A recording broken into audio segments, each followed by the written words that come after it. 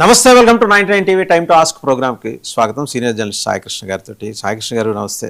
నమస్తే అండి. సో ఎన్నాళ్ళు వేచిన ఉదయం తృణమూల్ కాంగ్రెస్లో ఈరోజు చాలా స్పష్టంగా కనిపిస్తోంది. They are enjoying now. ఎందుకంటే టీఎంసీ చైర్పర్సన్ పదవి నుంచి మమతా బెనర్జీని తొలగిస్తూ కొత్త చైర్పర్సన్ గారు రూపాయిని ఎన్నుకున్నారు. దాంతోపాటు పాకిస్తాన్ బంగ్లాదేశ్లో విస్తరిస్తున్న హమాస్ టెర్రర్ నెట్వర్క్, ఇది కాక పీస్ అగ్రిమెంట్ ప్రకారం ఇరాన్కి ఇస్తామన్న $300 బిలియన్ మొదలైన చర్చ, రష్యా రెండు కూడా.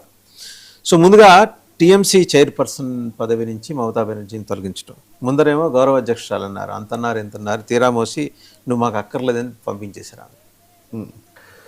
సో మమతా బెనర్జీ పరిస్థితి చాలా దారుణంగా తయారైపోయింది. ఇప్పుడు రీసెంట్ గా వచ్చిన మీరు ఇందాక చెప్పిన లెక్క ప్రకారం Ritabrata Banerjee actually LOP leader, వాళ్ళ అపోజిషన్ లీడర్ గా ఎన్నిక అయ్యే విషయంలో అసెంబ్లీలో అపోజిషన్ లీడర్ గా అంతకుముందు సుఖోయ్ రాయ్ ను ఒకరిని పెట్టారు. యాక్చువల్లీ ఆయన అవసరం లేదు, నేనే ఉంటాను అని చెప్పేసి రితబ్రత బెనర్జీ రావడము, దానికి ఆమె అంగీకరించకపోవడము, రితబ్రత బెనర్జీ 61 మంది ఎమ్మెల్యేని తీసుకెళ్లి స్పీకర్ కి లేఖ ఇవ్వడము, రితబ్రత బెనర్జీ ఇప్పుడు అపోజిషన్ లీడర్ అయిపోయాడు. అంటే మమతా బెనర్జీ నియమించిన అపోజిషన్ లీడర్ స్థానంలో రితబ్రత బెనర్జీ వచ్చారు. అక్కడి వరకు అయిపోయింది. పార్లమెంట్కి వస్తే లోక్సభలో పరిస్థితి ఏంటి అని చూసే పరిస్థితికి వస్తే, లోక్సభలో 20 మంది ఎంపీలు కలిసి పోయి ఒక పార్టీలో జాయిన్ అయ్యారు. వాళ్ళు ఇండియాకి మద్దతు పలుకుతున్నామని చెప్పారు. ఇప్పుడు లోక్సభ పరిస్థితి అయిపోయింది. రాజ్యసభలో ఉన్నటువంటి నాయకులు కూడా రాజీనామాలు చేస్తున్నారు. సో ఇవాళ పోనీ మమతా బెనర్జీ ఏమైనా కానీ ఇవాళ టీఎంసీ అధినేత్రి అనే ఒక హోదా ఉంటుంది ఆమెకి. టీఎంసీ వ్యవస్థాపకురాలుగా, టీఎంసీ అధ్యక్షురాలుగా, వాళ్ళు చైర్పర్సన్ అంటారు ఆ పర్టికులర్ పార్టీకి సంబంధించి. చైర్పర్సన్ గా ఆమెకు పేరుంది. ఇవాళ టీఎంసీ చైర్పర్సన్ హోదా కూడా పోయింది. ఎలాగా అనంటే ఈ రెబల్ ఎమ్మెల్యేలు అందరూ కలిసి ఒక హోటల్లో ఒక దగ్గర సమావేశమయ్యారు. అందులో ఎవరెవరంటే అరూప్ రాయ్, ఫిర్హాద్ హకీం ఎవరంటే కోల్కతా మేయర్ రాజీనామా చేశాడు. ఫిర్హాద్ హకీం, అరూప్ బిస్వాస్, జావేద్ ఖాన్, సందీపన్ సాహా, అసీం బోస్, జూయి బిస్వాస్, తారక్ సింగ్, వీళ్ళందరూ చాలా సీనియర్ లీడర్లు, టీఎంసీలో చాలా సీనియర్ లీడర్లు, మొదటి నుంచి మమతా బెనర్జీకి వెన్నుదన్నుగా ఉన్నవాళ్ళు. అండ్ అభిషేక్ బెనర్జీ బాధితుడు. సో అభిషేక్ బెనర్జీ బాధిత వర్గం అనమాట ఒక రకంగా చెప్పాలంటే. సో అభిషేక్ బెనర్జీ వైపే మమతా బెనర్జీ మొగ్గు చూపడంతో వీళ్ళందరూ కూడా సొంత కుంపటి పెట్టుకున్నారు. ఆ కుంపట్లో ఇప్పుడు లాస్ట్ కి మమతా బెనర్జీనే చైర్పర్సన్ హోదా నుంచి తొలగిస్తున్నట్టుగా నిర్ణయం తీసుకున్నారు. సీనియర్ లీడర్ అయిన అరూప్ రాయ్ ని ఇవాళ చైర్పర్సన్ గా నియమిస్తున్నట్టుగా ప్రకటించేశారు. అంటే ఇప్పుడు ఆల్మోస్ట్ టీఎంసీ చేజారిపోయినట్టుగానే భావించాలి మమతా బెనర్జీ చేతుల్లో నుంచి.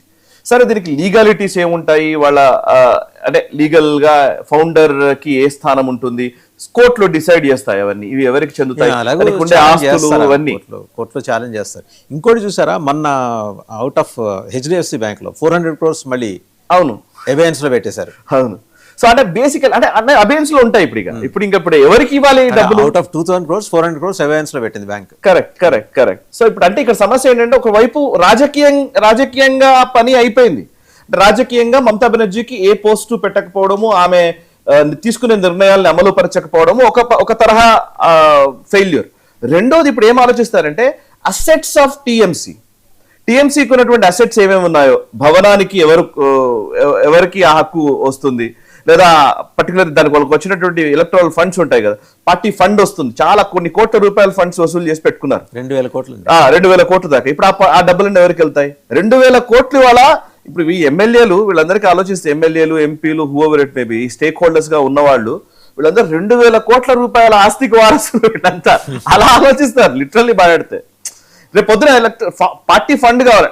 సింపుల్, వాళ్ళకి ఇంట్లోకి డబ్బులు పోకపోవచ్చు, కానీ ఎలక్షన్స్ గెలవాలి అంటే ఒకవేళ నిజంగానే వీళ్ళందరూ రాజీనామాలు చేసి మళ్ళీ ఎలక్షన్స్ లో గెలవాలనుకున్నా రాబోయే రోజుల్లో రేపు పొద్దున పార్టీ ఫండ్ కి అయితే కుదవలేదు కదా. సో అందుకే మమతా బెనర్జీని పూర్తిగా అవుట్ చేసేస్తున్నారు. మమతా బెనర్జీ, అభిషేక్ బెనర్జీ అక్రమ దందాలు చేసి, దౌర్జన్యాలు చేసి, డబ్బుల్ని తీసుకొచ్చి వాటన్నిటిని పార్టీ ఫండ్ పేరిట తీసుకొచ్చుకున్నటువంటి డబ్బులంతా కూడా ఇవాళ ఫ్రీజ్ అవుతున్న పరిస్థితి. అది కూడా మమతా బెనర్జీకి దక్కకుండా పోతున్నటువంటి పరిస్థితి. ఒక్క ప్రశాంత్ కిషోర్కే 100 కోట్లు ఇచ్చారండి.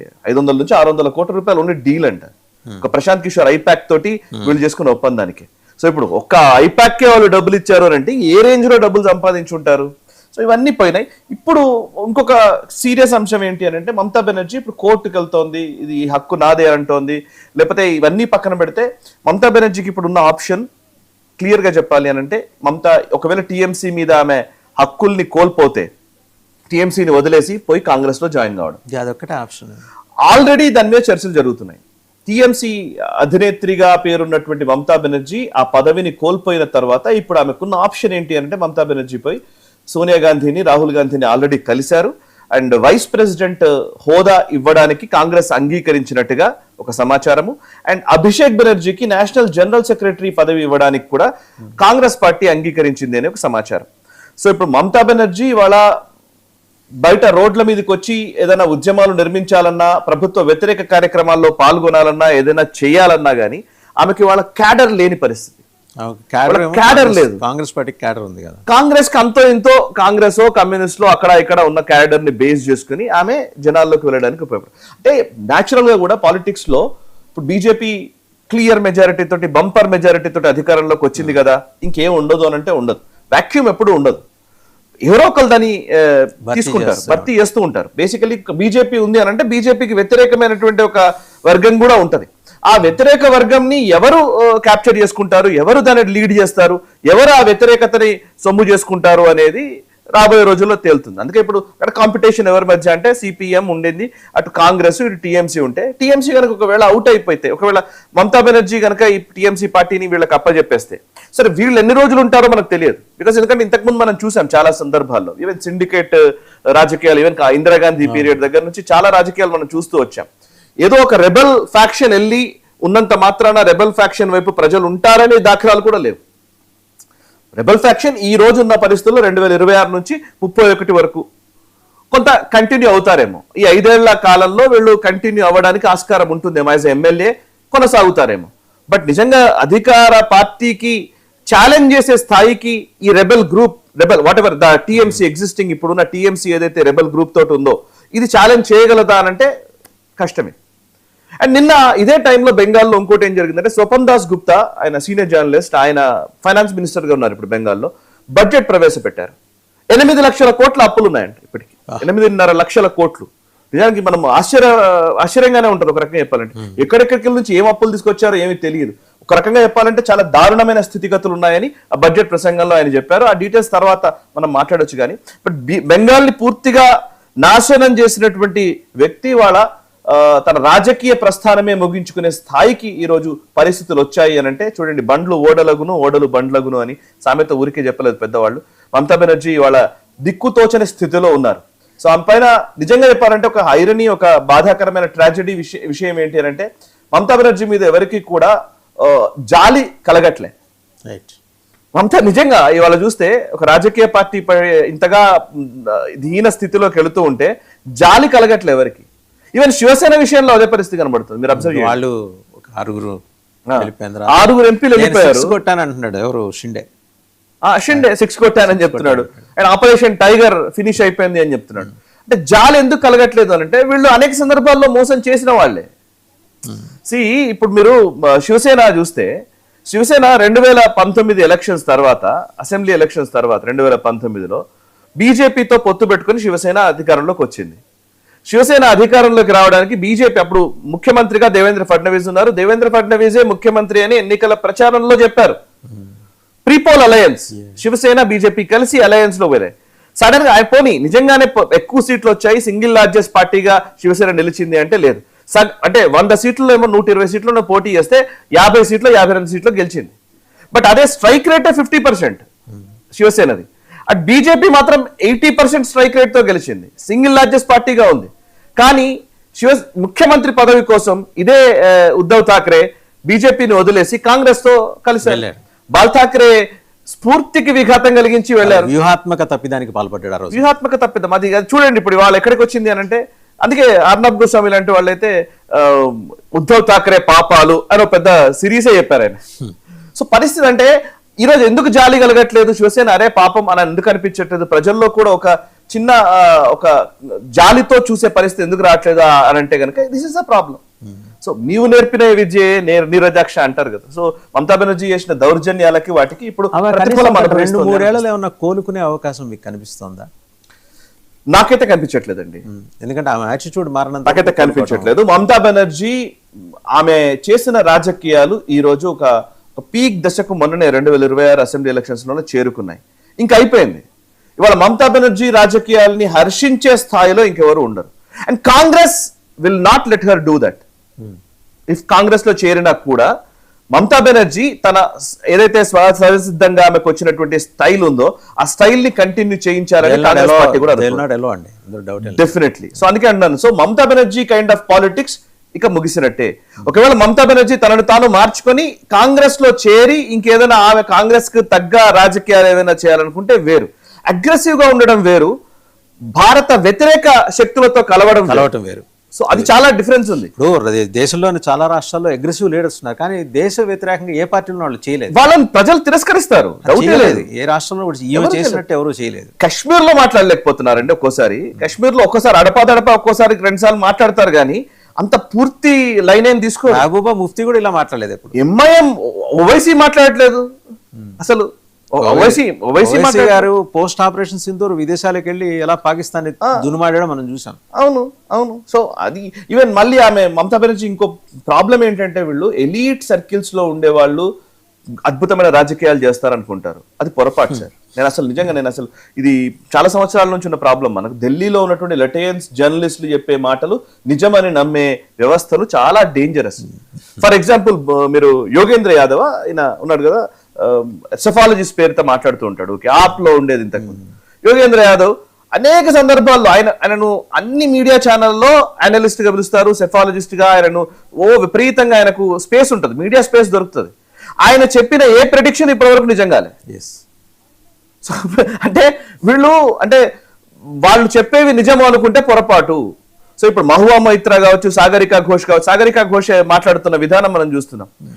మొత్తం రాజ్యాంగం ప్రమాదంలో ఉంది, ఇంకోటి. అసలు బెంగాల్లో ఉన్న ప్రజల దగ్గరికి వెళ్ళి సాగరికా ఘోష్ నిజంగా రాజ్యాంగం ప్రమాదంలో ఉందని ఒక మాట చెప్పానండి. వెళ్ళరు వాళ్ళు. కలకటా ఆర్జీకార్ హాస్పిటల్లో అంతగా అత్యాచారం చేసిన తర్వాత ఒత్తిడి తీసుకొచ్చి అసలు ఎఫ్ఐఆర్ ఫైల్ కాకుండా చేసిన సందర్భం ఉంది. అసలు కేసే రాకుండా చేయడం కోసం ఎన్ని ప్రయత్నాలు చేశారు.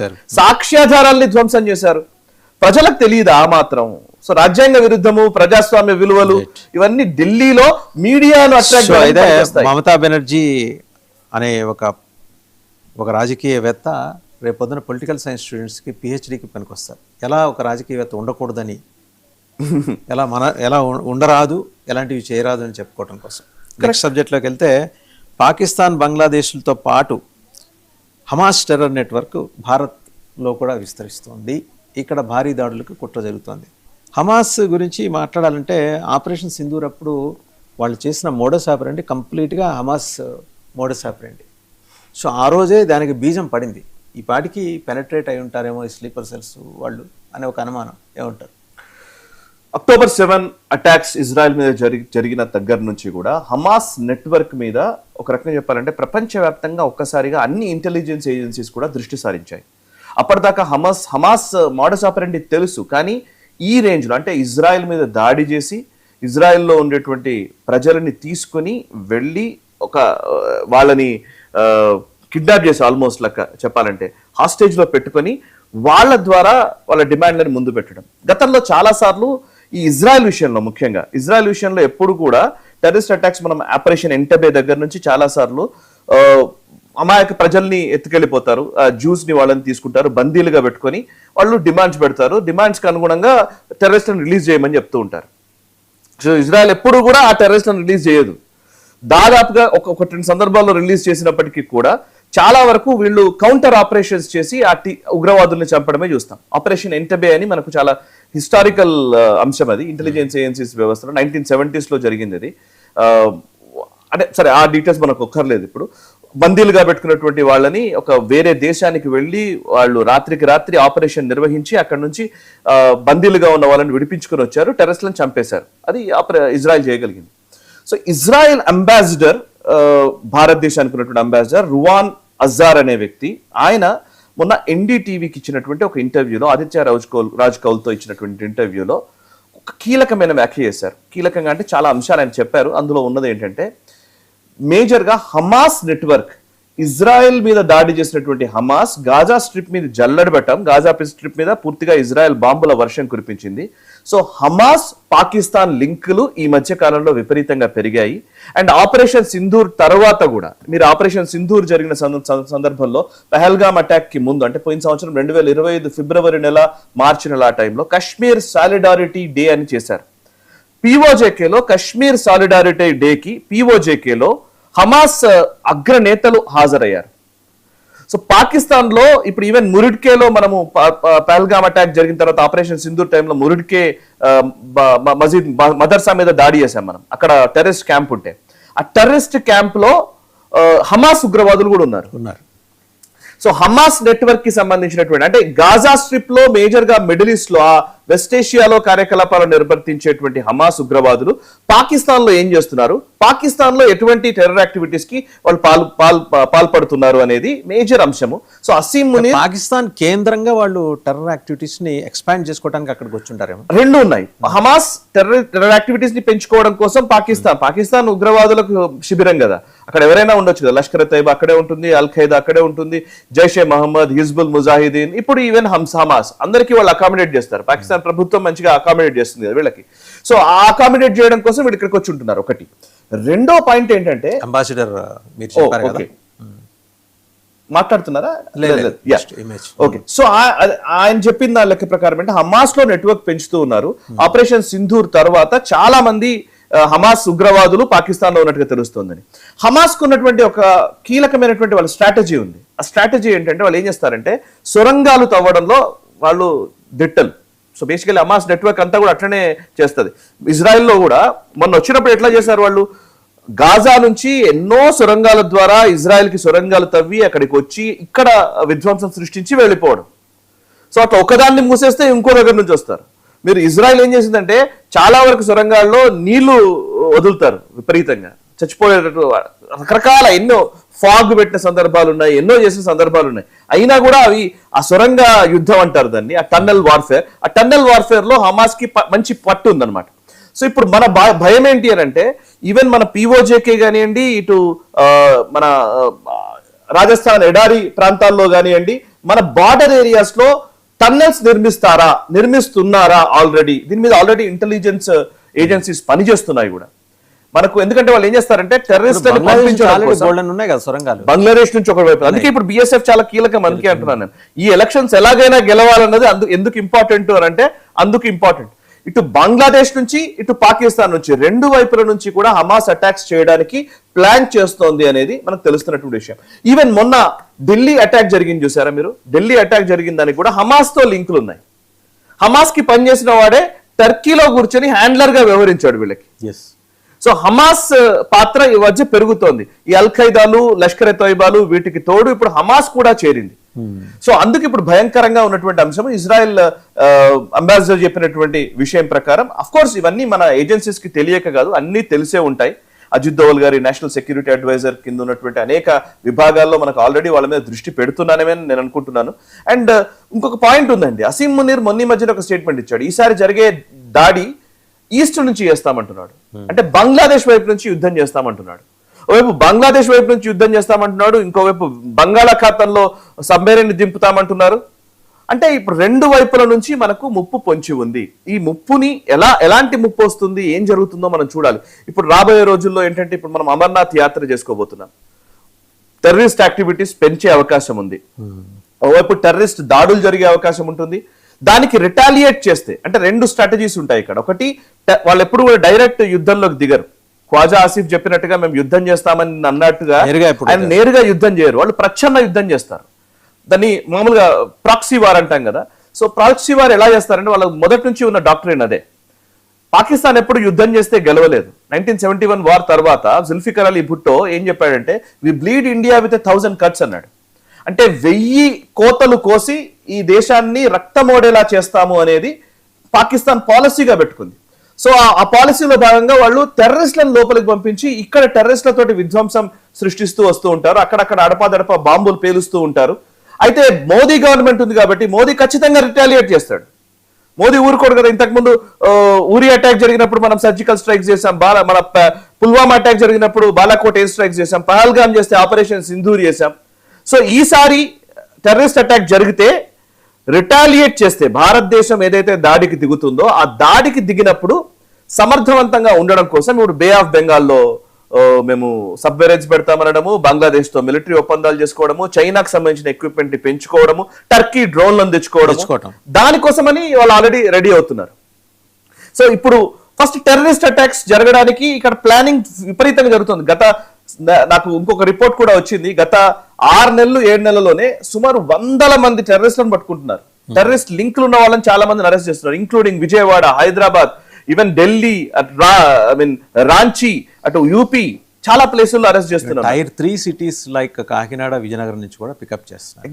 ఎగ్జాక్ట్. సో ఇట్లాంటి టైంలో ఎస్ అవును, భారత ప్రభుత్వం చాలా సమర్థవంతంగానే పనిచేస్తోంది. ఇంటెలిజెన్స్ ఏజెన్సీస్ చాలా సీరియస్ గా ఈ థ్రెట్స్ అన్నింటినీ కూడా వాళ్ళు దృష్టిలో ఉంచుకునే భద్రతా వలయాన్ని ఏర్పాటు చేసే ప్రయత్నమే చేస్తున్నారు. అన్నిట్లలో అంటే ఇప్పుడు ఏజెన్సీస్కి ఎట్లా ఉంటుందంటే 100కి 100% సక్సెస్ రేట్ ఉండాలి. ఒక్క దగ్గర ఫెయిల్ అయినా ఒక విధ్వంసం జరుగుతుంది. సో ఏజెన్సీస్ 100కి 100% సక్సెస్ కావడానికే ప్రయత్నాలు జరుగుతున్నాయి. ఆ సక్సెస్ కావాలనే మనం కూడా కోరుకుందాం. రైట్. ఇంకా 3వ అంశంలోకి వెళ్ళేప్పటికీ ఇరాన్కి ఇస్తానన్న $300 బిలియన్ మీద చర్చా రచ్చ మొదలైంది. చిల్లిగా ఇచ్చేది లేదు పొమ్మంటున్నారు ట్రంప్. సో ఇదొక చాలా ఇంట్రెస్టింగ్ గా ఉంది. యాక్చువల్లీ ఇరాన్తో అమెరికా యుద్ధం చేసింది, వాళ్లను చావు దెబ్బతీసింది. ఒక రకంగా చెప్పాలంటే అక్కడ ఉన్న నాయకులందరినీ కూడా చంపేసింది, విపరీతమైన విధ్వంసం సృష్టించింది. ఇజ్రాయెల్ అమెరికా చేసినటువంటి దాడుల్లో ఇరాన్ చాలా నష్టపోయింది. సరే, ఒక 3 నెలల తర్వాత, 3 నెలలు జరిగినటువంటి యుద్ధం తర్వాత ఇప్పుడు చూస్తే ఒక ఇరాన్ మాత్రమే కాదు, ప్రపంచమంతా నష్టపోయింది. బికాస్ ఆఫ్ ఇరాన్ హార్మోజ్ ని బ్లాక్ చేయడం వల్ల. హార్మోజ్ ని బ్లాక్ చేయడం అనే ఒకే ఒక లీవర్ తోటి ఇవాళ అమెరికా ఇరాన్ కి మోకరిల్లక తప్పని పరిస్థితి వచ్చింది. సో వేరే ఆప్షన్ లేదు. ఎనర్జీ క్రైసిస్ వస్తోంది, ప్రపంచమంతా సంక్షోభం ఉందనంటే అమెరికా ఖచ్చితంగా ఇంకా బ్లీడ్ అవుతుంది. సో ప్రపంచమంతా ఒత్తిడి చేస్తోంది, మీరు ఎట్లయినా ఒప్పందం చేసుకోండి, ఏదైనా చేయండి అని. సో డొనాల్డ్ ట్రంప్ కూడా ఇంట్రెస్ట్ లేదు, అక్కడ నుంచి బయటకు రావాలి. ఇప్పుడు డొనాల్డ్ ట్రంప్ ఏం చేయాలి, ఆయనకు ఫేస్ సేవింగ్ ఎవరు చేస్తారో అర్థం కాని పరిస్థితి. అలాంటి టైంలో ఏం చేశాడంటే జేడీ వ్యాన్స్ ని ముందు పెట్టాడు. జేడీ వ్యాన్స్ ఈ చర్చలన్నీ జరిపే విధంగా తీసుకొచ్చాడు. సరే, కరెక్ట్ గా ఒప్పందం మీద సంతకం అయిపోయింది. G7 సమ్మిట్కి వెళ్ళినటువంటి డొనాల్డ్ ట్రంప్ ఇంకా అయిపోయింది, సంతకం పెట్టేస్తున్నా అన్నాడు. అక్కడ సంతకం కూడా పెట్టేశాడు ఫ్రాన్స్ లోనే. సంతకం పెట్టిన తర్వాత అదేంటి అని అంటే MOU, అది memorandum of understanding. It is not a deal, ఒక రకంగా చెప్పిన డీల్ కాదు, అండర్స్టాండింగ్ వచ్చినటువంటి కొన్ని 14 పాయింట్ ఫార్ములా. ఆ 14 పాయింట్ ఫార్ములాలో అన్ని కూడా ఇరాన్ కి అనుకూలంగానే, ఏది ఇరాన్ కి వ్యతిరేకంగా ఉన్నట్టు ఏం కనిపించట్లేదు. అది కాక ఈ 14 పాయింట్ల మీద చర్చ జరుగుతోంది. మళ్ళీ ఇంకా చర్చలు నిర్వహిస్తున్నారు. 60 days ఒక చర్చలు కంటిన్యూ అవుతాయని చెప్పిన నేపథ్యంలో స్విట్జర్లాండ్ లో నిన్న ఒక మీటింగ్ అయింది. స్విట్జర్లాండ్ లో మీటింగ్ లో ముందంతా చర్చ జరిగింది, ఒక విజువల్ కూడా వచ్చింది. యాక్చువల్లీ చర్చ జరిగింది, లాస్ట్ కి వచ్చేసరికి ఇరాన్ డెలిగేషన్ మొత్తం హుటాహుటిన వెళ్ళిపోయారు. ఆ స్విట్జర్లాండ్ మీటింగ్ నుంచి చెప్పా పెట్టకుండా అసలు జస్ట్ షహబాజ్ షరీఫ్ కి హలో ఇచ్చారు, తక్కువని వెళ్ళిపోయారు వాళ్ళు. ఇరాన్ డెలిగేషన్ వెళ్ళిపోగానే జేడీ వ్యాన్స్ మొహం మాడిపోయింది. షహబాజ్ షరీఫ్ కి ఏం చేయాలో అర్థం కాలేదు. అసీం మునీర్ ఇక్కడే కూర్చొని చేతులు విసుకుంటూ ఉన్నాడు. ఏం చేయాలి, నిజంగా ఆ విజువల్ చాలా ఘోరంగా ఉంది. అంటే స్విట్జర్లాండ్ లో వెళ్ళిపోయారు. ఇరాన్ డెలిగేషన్ హుటాహుటిన మీటింగ్ జరుగుతున్నటువంటి స్థలం నుంచి వెళ్ళిపోవడం ఏంటి అని అంటే దానికి రీజన్ ఏంటి అని అంటే కనుక డొనాల్డ్ ట్రంప్ ఓవైపు జేడీ వ్యాన్స్ మీటింగ్ జరుగుతూ ఉంటే ఇక్కడ డొనాల్డ్ ట్రంప్ బెదిరింపుతో ట్వీట్ చేశాడు. ఏమని, మీరు గనక మీకు అసలు ₹1 ఇచ్చేది లేదు, అసలు మీరు ఇరాన్ గనక ఎక్కువ తక్కువ వేషాలు వేస్తే మాత్రం మేము వాళ్ళ మీద పూర్తి చర్యలు తీసుకుంటాం, ఈసారి ఇంకా సీరియస్ అటాక్ చేస్తామని అన్నాడు. ఓవైపు చర్చలు జరుగుతున్నాయి, ఇక్కడ డొనాల్డ్ ట్రంప్ ఈ ట్వీట్లు చేశాడు, ట్రూత్ సోషల్ లో పోస్ట్ చేశాడు. దీంతో ఇరాన్ డెలిగేషన్ అసలు బాయ్కాట్ చేసి వెళ్ళిపోయారు. కూర్చున్న వాళ్ళందరూ టఫ్ నెగోషియేటర్స్ కూర్చున్నారు అవతల. Exactly you're right. సో ఇప్పుడు ఇక్కడ కూర్చుందేమో జేడీ, అంటే ఆయన పాయింట్ ఏంటంటే జేడీ వ్యాన్స్ మీద ఈ ప్రాబ్లం అంతా నెట్టేద్దాం, ఈ ప్రాబ్లం అంతా. సో అట్లా అనుకుని జేడీ వ్యాన్స్ ని ఒక స్కేప్ గోట్ చేసే ప్రయత్నం చేశాడు. అది అయిపోగానే ఇరాన్ వెళ్ళిపోయింది, ఫ్యూచర్ ని కాల్ చేశాడు. రేపు పొద్దున ఆయన నుంచినా గెలిచే పరిస్థితి లేదు. ఆ తర్వాత ఏదో నయానో భయానో వాళ్ళని ఒప్పించడంతో ఇరాన్ కూడా పర్వాలేదు, ఇట్స్ ఓకే, మళ్ళీ మనం చర్చలు చేద్దామని అన్నారు. అయిపోయింది అక్కడికి. అంటే బట్ వాళ్ళు ప్రొటెస్ట్ తెలిపారు. డొనాల్డ్ ట్రంప్ ఏది పడుతుందే మాట్లాడితే ఇక్కడ చర్చలు జరపబోవు, వాళ్ళు పర్ఫెక్ట్ నిరసన తెలిపి వెళ్ళిపోయారు. ఇది అయిపోయిన తర్వాత ఇప్పుడు మార్కో రూబియో ఏం చేస్తున్నాడంటే గల్ఫ్ దేశాలకు వెళ్తున్నాడు. గల్ఫ్ దేశాల్లో ఉన్న వాళ్ళ దగ్గరికి వెళ్ళి వాళ్ళని మాట్లాడే ప్రయత్నం. ఈ మాట్లాడే దాంట్లో కీలకమైన చర్చ ఏంటంటే ఇప్పుడు ఇరాన్ కి $300 బిలియన్ నష్టపరిహారం కింద అంటే ఈ ప్యాకేజ్ కింద అంటే అఫ్ కోర్స్ ఈ అక్కడ జరిగిన విధ్వంసానికి వాళ్ళు మళ్ళీ ఇన్ఫ్రాస్ట్రక్చర్ డెవలప్ చేసుకోవడానికి $300 బిలియన్ ఇవ్వాలి. ఈ $300 బిలియన్ ఎవరిస్తారు అంటే అమెరికా అధినేత ఇప్పుడు డొనాల్డ్ ట్రంప్ ఏమో చిల్లిగవ ఇవ్వమేమన్నాడు, ఒక సెంట్ కూడా ఇవ్వమన్నాడు. మరి ఎవరు ఇవ్వాలి? ఇప్పుడు గల్ఫ్ దేశాల్లో గుబులు మొదలైంది. ఇప్పుడు గల్ఫ్ దేశాల్లో ఉన్న వాళ్ళని ఇప్పుడు మార్కో రూబియో వెళ్ళి వాళ్ళని ఒప్పించాలి. ఎలా ఒప్పిస్తాడు, ఏం మాట్లాడతాడు అనేది ఇప్పుడు కీలకమైన విషయం. వాళ్ళు ఈవెన్ గల్ఫ్ దేశాల వాళ్ళు ఏమంటున్నారంటే ఈ $300 బిలియన్ అంటే ఇందులో ఒక చిన్న విషయం ఉంది ఏంటంటే $25 బిలియన్ కి సంబంధించిన వర్త్ ఉన్నటువంటి ఒక ఈ అసెట్స్ ఇరాన్ అసెట్స్ ని ఆ డబ్బులు డైరెక్ట్ గా ఇవ్వడం కాదు, అమెరికాకి సంబంధించిన అగ్రో ప్రొడక్ట్స్ అమ్ముకుందాం అనుకుంటున్నారు. ఇప్పుడు అమెరికా అగ్రో ప్రొడక్ట్స్ ఎవరు కొనట్లే, చైనా తీసుకోవట్లే, ఇండియా వద్దంది. ఇప్పుడు ఇరాన్ కి అప్పచెప్పి మీ అసెట్స్ కి వర్త్ ఇంతే అని చెప్పే ఒక ప్రయత్నం కూడా జరుగుతుంది. సో ఈ $300 బిలియన్ ఎవరు ఇస్తారనే చర్చ సీరియస్ గా నడుస్తుంది. రైట్, థ్యాంక్ యూ సాయి గారు, thank you very much. So చూసాం కదా, భారతదేశం మీద హమాస్ యుద్ధం ప్రకటించింది. అది ఎలా నేరుగా కాదు, పరోక్షంగా ఉంటుంది. అండ్ అలాగే మమతా బెనర్జీ శాశ్వతంగా ఆవిడకి తృణమూల్ కాంగ్రెస్ తోటి బంధం తెంచేసే ప్రయత్నం చాలా బలంగా జరిగింది. ఆవిడ రాజకీయ భవిష్యత్తు ఏంటనేది పొలిటికల్ సైన్స్ స్టూడెంట్స్కి పెద్ద రీసెర్చ్ టాపిక్. అండ్ అలాగే ఈ $300 బిలియన్ విషయంలో వాళ్ళ దగ్గర అడుగు పొడుగు మిగిలినవి, రాత్రి ఫ్రిడ్జ్లో దాచినవి, ఇవన్నీ తీసుకొచ్చి ఇస్తాం ఇరాన్కి, ఆడితో సరిపెట్టుకోండి అని చెప్పేసి ట్రంప్ అంటున్నాడు. ఇరాన్ ఒప్పుకుంటుందా? మళ్ళీ బ్యాక్ టు స్క్వేర్ వన్. ఈ అంశాలన్నింటికి సంబంధించి సమగ్ర విశ్లేషణ అందించిన సాయికృష్ణ గారికి థ్యాంక్ యూ వెరీ మచ్ అండి. అండ్ అలాగే thank you very much for watching time to ask programme with Saikrishna గారు.